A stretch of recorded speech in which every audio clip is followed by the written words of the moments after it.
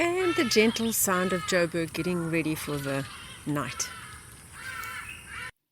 And that was Jacqui Thompson, the next guest on Zen Sammich. You're listening to Zen Sammich, a podcast that encourages mindfulness, gratitude, and hopefully an occasional laugh. I'm Mark Reed, a former college professor and lawyer. Now I live in the countryside of Japan, make traditional Japanese paper, and try to make myself and the world a little better today than it was yesterday. I'm here twice a week, either with research and observations, or talking with inspiring, artistic, and influential people. The idea is to bring some calm and kindness to the world and help you do the same. Hey, here we are. My guest today is Jacqui Thompson, a freelance writer from South Africa. She's the author of 3 books, all of which were bestsellers. An Unpopular War recounts the experiences of South African defense forces in the Namibian Angolan Bush War, which sold over 60,000 copies and spent 49 weeks on the Sunday Times nonfiction top 10 bestseller list. She has also authored 2 cookbooks, which I'm probably going to mispronounce, but I'll give her an opportunity to fix that later. Zhoozsh, and I'll put a link in the notes so you can see the spelling, because you're not going to get it just from my horrible pronunciation. Zhoozsh or Zhoozsh and Zhoozsh Faking It, which both won several local and international awards. I'll ask her about that in a moment as well. She's an extensive traveler, covering the African continent on motorcycle and Land Rover, as well as traveled all over Europe and North America. She's been a travel guide, but most significantly perhaps, she was one of the first female game rangers in Southern Africa, overcoming many stereotypes and prejudices in so doing. It's a fascinating story. Welcome to the program, Jacqui Thompson. Hi, Mark. Thank you so much. It's a pleasure to be with you. Well, yeah, thank you for your time. I want to start with something very basic. Describe the South African bush. I think most of my listeners are American, and I think when we hear that term, we don't use it ourselves, but we're not all of us are completely ignorant. So I think most of us think of the Australian usage of that term. How does the South African bush differ from the Australian rural landscape? Completely different. First off, I think the most obvious is we've got really large, dangerous mammals. Right. And we tend to talk, here, if you're saying you're going to the bush, it could be somebody's really large farm. The bush tends to be sort of more towards the eastern part of the country. And it's generally an area that is filled with game. So it doesn't necessarily have to be the big 5. Mm-hmm. As I say, it could just be someone's really large farm, which has perhaps buffalo on it, maybe a mixture of domestic and wild game. But the bush generally refers to just going outdoors where there are wild animals. Wild animals. What's the big 5? I assume lions and elephants are in that. What?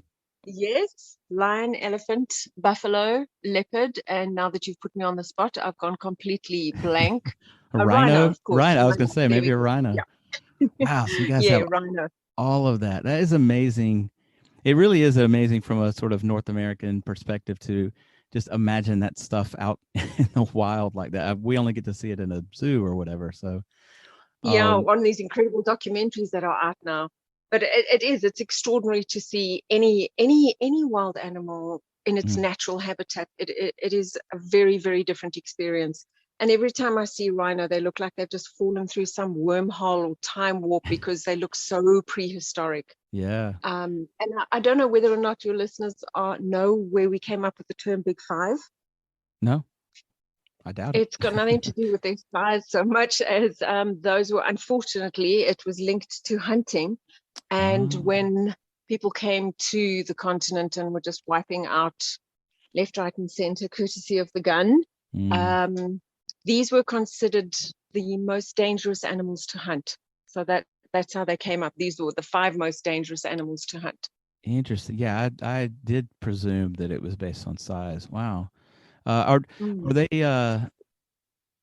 Are any of them endangered now, and are any of them making a comeback? Because I know there have been some preservation efforts to stop like poaching and things like that? Yes, we have a real big problem with that. Hmm. Yes, there's a lot of different organizations working to prevent poaching. The rhino are probably the most endangered out of all of the big five, Hmm. but probably the one with the greatest loss of habitat, which I found very interesting when I worked in the bush and was reading up on this, is lion. And of course, if you think about it, they occurred right up the entire African continent into Europe, and I'm not sure if they ever occurred in England, but they were certainly on the European continent. So they have lost the most habitat out of any of the big five, which is quite Wow. interesting. Yeah, Yeah, I had no yeah. idea. I had no idea they were ever in Europe. Wow, that's amazing. Well, so what made you want? I mean, you obviously have a passionate interest in game and wildlife. You know, do, uh, is that what made you want to be a game ranger, or did you have other motivations, or you just were always fascinated by animals? Always had a very strong connection with animals, so always had animals in the house. But always wanted to work in the bush. And Hmm. when I finished school, I was kind of working before I'd finished school just to earn money. But immediately on finishing my matric, I wanted to get into the bush, and it was just not an option. This was the 1980s, so South Africa was a very different climate to what it is now. I did apply. I sent letters to everybody that I could possibly find. Bear in mind, of course, this is way before the internet. So writing and posting off letters and just trying to get a foot in the door, and it just was a no-go. It was a very male-dominated domain, and women, you were there, but in a very different role. And I'll never forget the one time I phoned the Parks Board, the South African Parks Board, which was based in Pretoria, and it is a parastatal, so it was very Afrikaans. And I spoke to this lovely lady, and I said, this is my dream, and I want to work in the bush, and I'm prepared to do absolutely anything to get into the bush. And she said, yeah, no, she can understand that, but they don't hire women. The only option that I have is to work at the entrance gates as a cashier. Wow. This is now she's talking about Kruger National Park, which is probably our most famous and an absolutely incredible park. So I said, well, that's kind of not really what I want to do. I want to do anything that's working in the bush, not a cashier. So she said, okay, well then I guess the curio shop's like out as well. I said, definitely not. And she said to me, oh, actually, no, you won't be able to do that anyway, my dear. No, there's not a chance of that, because all of those ladies are married to the rangers. So our advice to you is to marry into the bush. So I decided not to take that way. Wow. And I kept trying. So it was probably a decade later, I saw a teeny weeny little ad in the newspaper, and it offered a trainee position. They were looking for 3 trainee rangers at 100 Rand a month. So I left Joburg. I gave up my lovely townhouse and garden and company car and company job, and trotted off to the bush to earn 100 Rand a month. And that was my foot in the door with absolutely no regrets. It's an extraordinary opportunity. It really is a gift and a privilege to be working in the bush. I'm talking more as a guide, as opposed to working in the lodge or in the camps. And I've always thought it's something that I wish it was part of the education system, the school curriculum, that you had to, when you finish, you had to go and work in the bush for a year, because it just gives you perspective.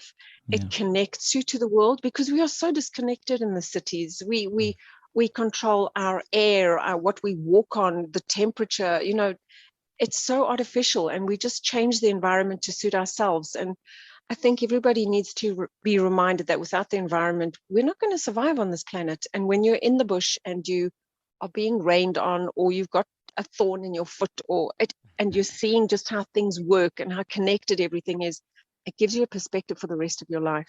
Yeah, that's awesome, and I certainly appreciate that. And I love the fact that you may not have even been wholly conscious of it at the time, but you're a bit of a pioneer then in breaking through the, whether you call it a glass ceiling or whatever, with your dogged determination to be a game ranger, when you had people like that, the woman you were describing, say, no, I think your best shot is just to marry into it. I mean, it's so insulting now to even suggest Oh that. my word.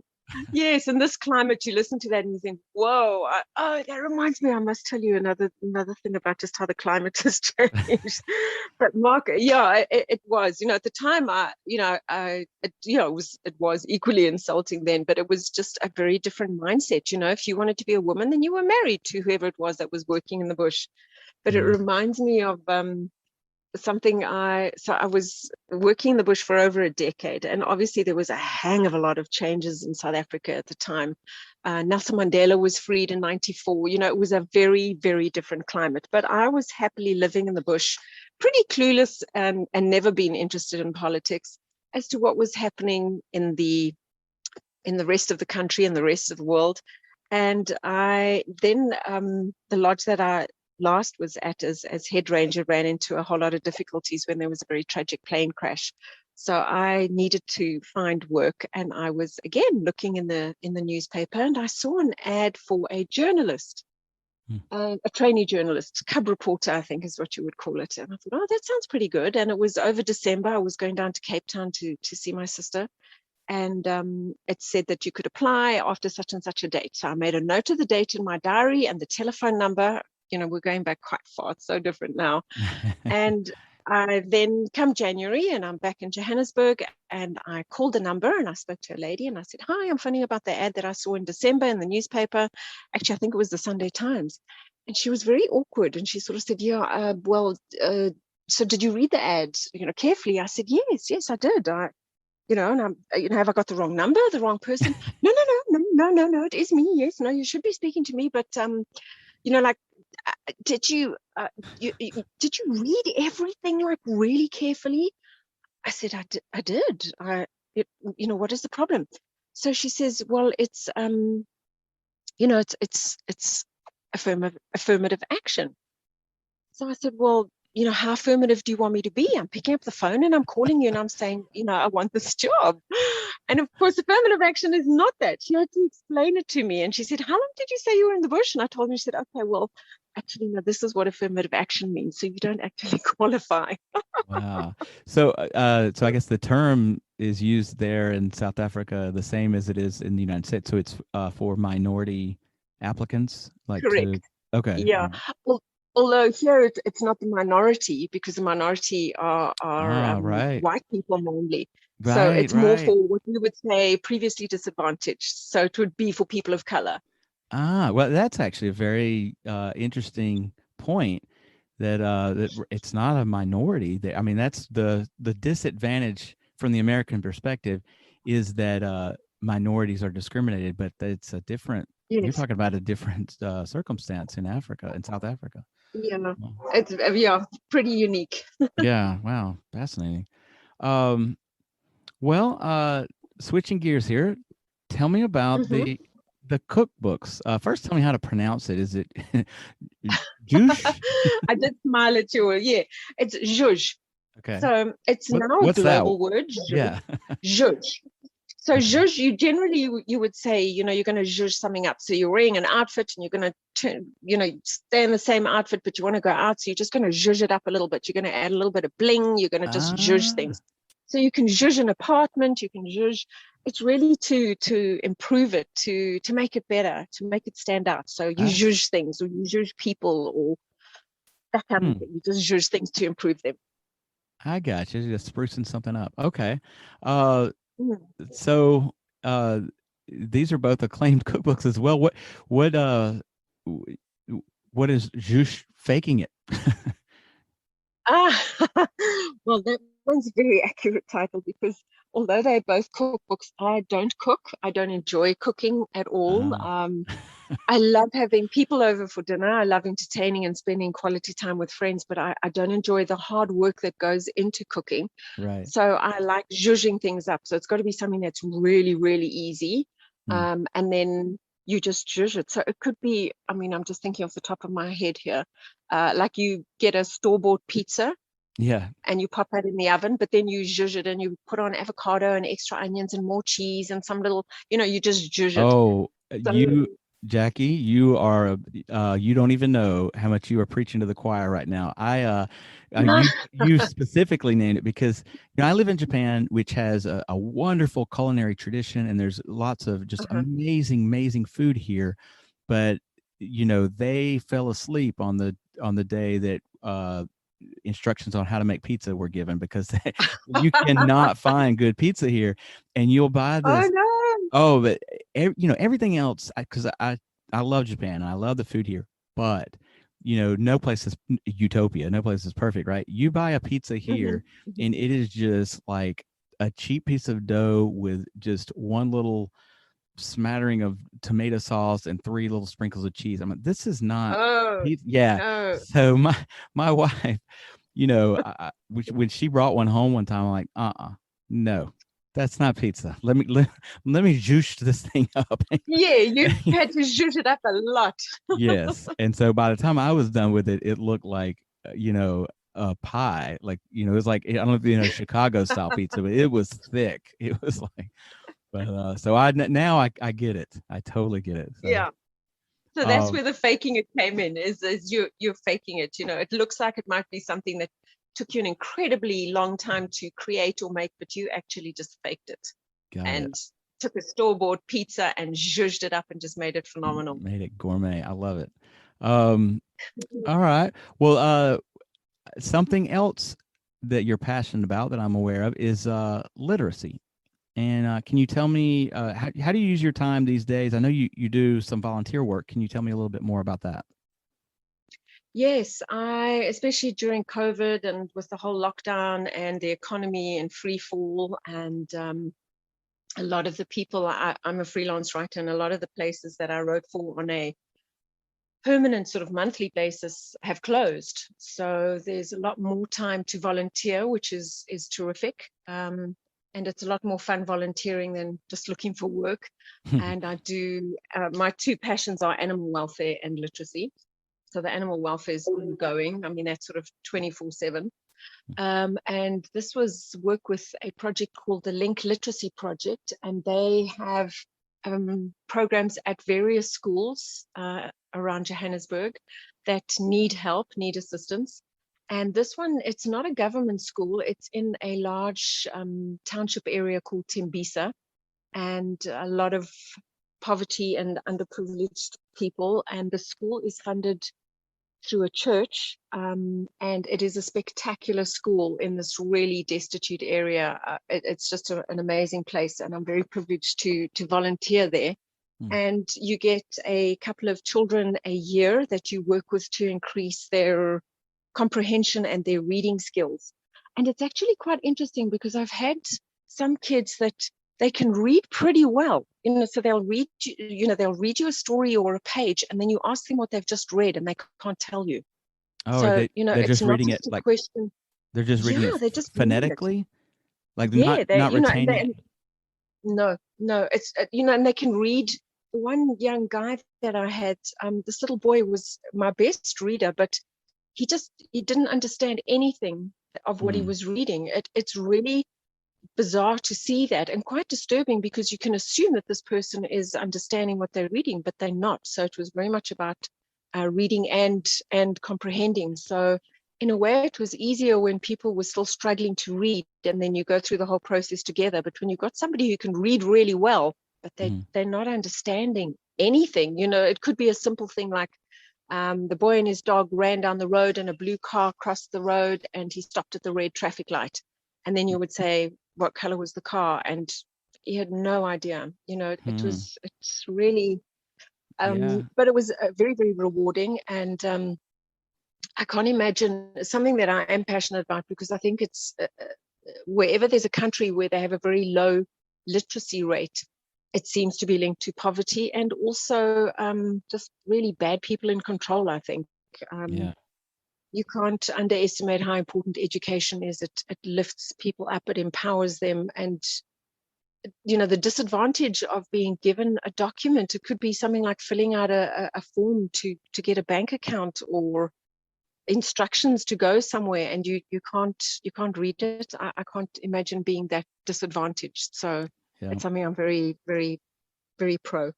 Well, we're on the same page. I mean, the two messages I preach are education and travel. So you and I have Mhm. have those in common. Absolutely. Yeah.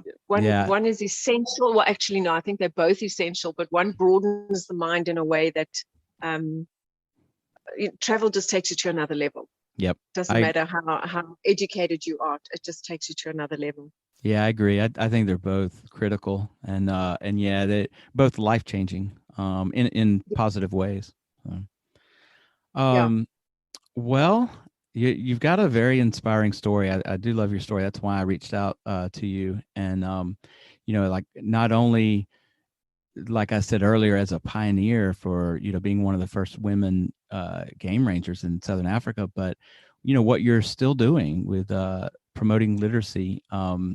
That's awesome. I really appreciate your time. I at the end of each show that I do a short segment called 5 Minutes Zen.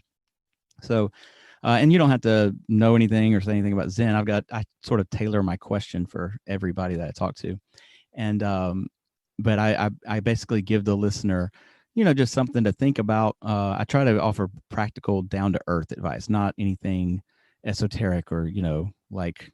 I tell people this isn't a show for an aspiring Buddhist monk. You don't have to go up into the mountain and meditate for 5 hours. This is real world stuff. So my No, not yeah. sure. Wow. My question for you, given your life and your experiences, um, what are you most grateful for these days? What are you grateful for on kind of a daily basis? Oh my word. Okay, it's maybe not an esoteric question, but it's a very deep question. Okay, I'm going to respond with something that I think is equally deep. It maybe doesn't sound it initially, but it is.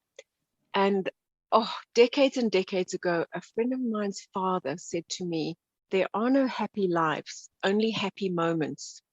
And I've never, ever forgotten that.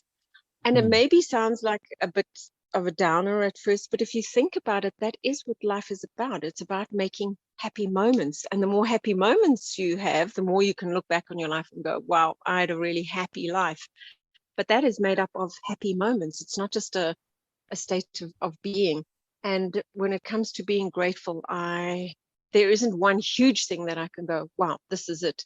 It's a lot of little things. It's having my animals around me. It's the way the sun shines through the tree in the garden when I open the window and the curtains in the morning. It's having food in my fridge. I Mm. was going to say it's turning on a tap and having water and switching on the light and having electricity, but we have such load shedding in South Africa now that the electricity is pretty rare. But it's little things like that that I think it's so easy to take for granted.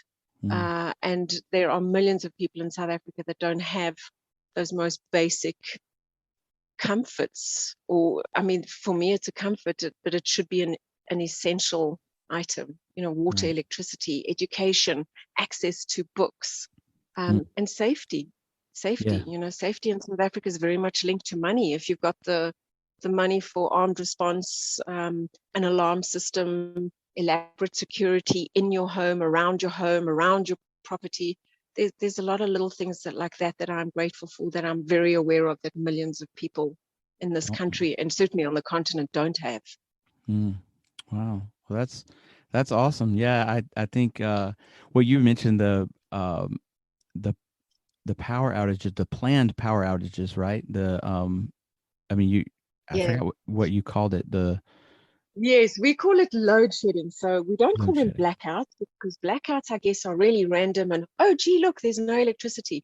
Now it's this whole structured plan. So we have load shedding. That's what they Yeah. call it, load shedding. So it means there's an app that you can download, or there's probably a few of them now, and they will tell you, unfortunately, not with too much notice. So you can't plan like your week ahead, and it'll go, you will have load shedding in 2 hours, or load shedding has already commenced. And it's kind of sort of 2.5 hours seems to be the average now, at least twice a day. Wow, So really? pretty inconvenient. If you don't have any kind of backup power system, it means your router doesn't work for your Wi-Fi, can't boil your kettle. Right. Well, So it's, yeah, yeah, it's an that's definitely inconvenience. That's definitely something that I think a lot of people just take for granted. They just don't Completely. imagine having to do that twice a day, and I really like what you said about happy, that there's not necessarily a happy life, but there are happy moments.